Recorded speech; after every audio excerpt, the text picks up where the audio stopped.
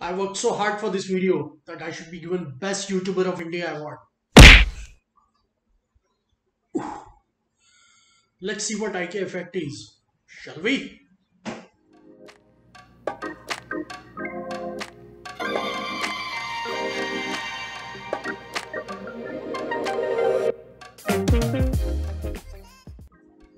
IK effect states that the more effort we put into something, the greater love we develop for that particular creation.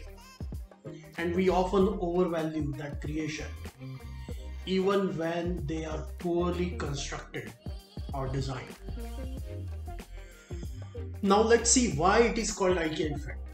In 2011, Mr. Norton and his colleagues conducted an experiment at the IKEA store to find out how people value their products. To their surprise, participants were willing to pay 63% more for the self-assembled furniture than the ready-made ones. Moreover, participants were willing to pay even a higher price for the furniture they have to assemble completely on their own rather than partially assembled furniture. The IK effect experiment changed the perception of product strategists and designers from looking at customers as merely recipients of value to more of co-creators of value. A small story. Few years back, an IKEA ghost entered in my soul and went on a creation frenzy. I built a bamboo house at a ranch and a kitchen drawer. Then I created multiple products for artists, from easel, artist aprons, or to frames, colors. I went on to establish a company called Rangari Studio Products. It never saw the light of the day as nobody was interested in my products. For me, they were extraordinary and fabulous products. For others, they were ordinary or even below average products.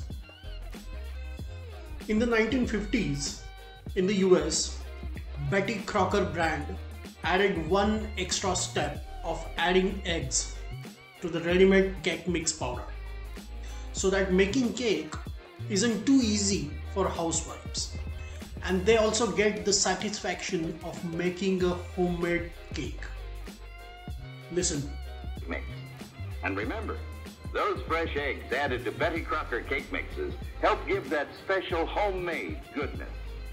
Try Betty Crocker cake mixes and always make big, moist, fresh egg cakes.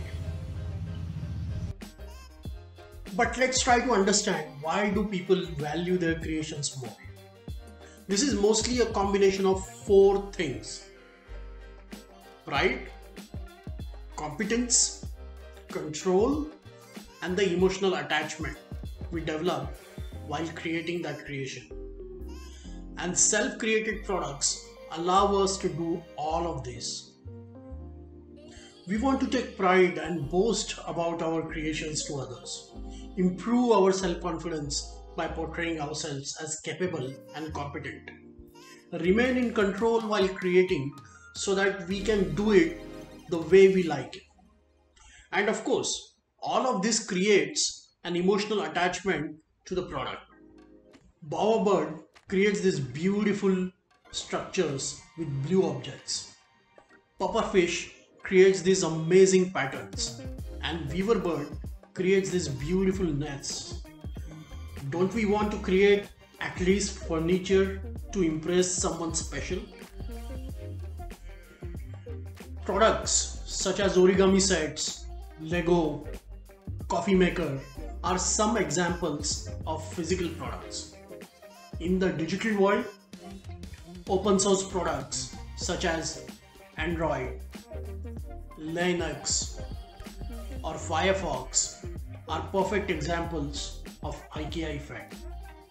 Even product design strategies such as creating folder structure, customized dashboards, computer themes, no-code app creators, softwares such as Adobe Photoshop, or Adobe XD are some of the examples. If you create your own portfolio site like I did using Google Sites, you are going to be more attached to it and more likely to maintain it regularly. But designing products so that others can create their own product experiences isn't all that easy. It is a high value and high risk strategy. It requires a carefully thought through product strategy and design. Let's see how to strategize your product for an IKEA effect. Don't force it. You heard me right. Don't force an IKEA effect as a strategy if it is not suitable for your context. Remember, people do not always want to create things on their own, but would rather use ready-made ones.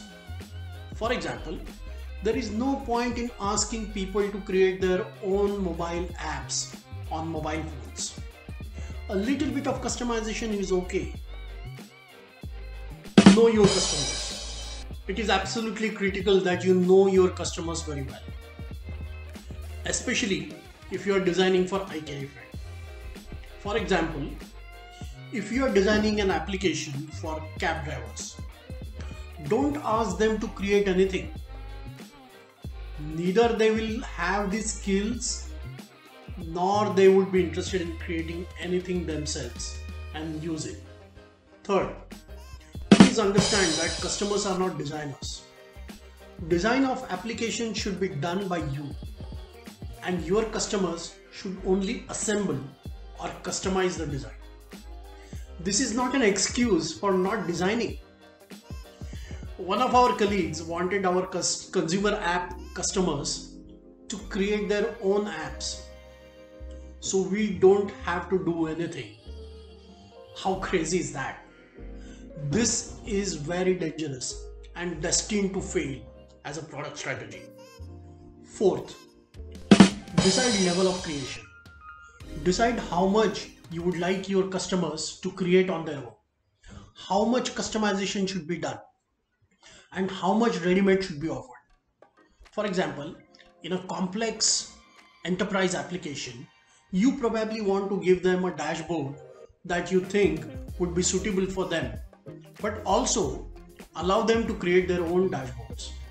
Whereas, secondary pages can be ready-made with little or no customization.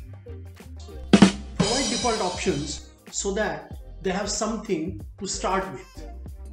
Sixth, provide templates. Provide templates so that they can choose the base that is more suitable for their context.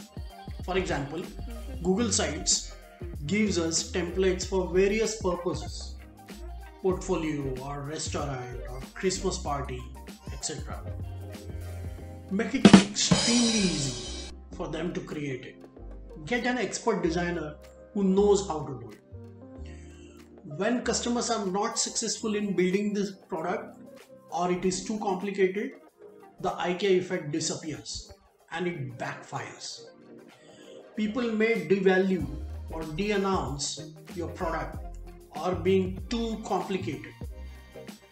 Test rigorously. Even NASA tests their rockets rigorously. Then why won't you? Usability tests only can tell you whether your design strategy is working or not.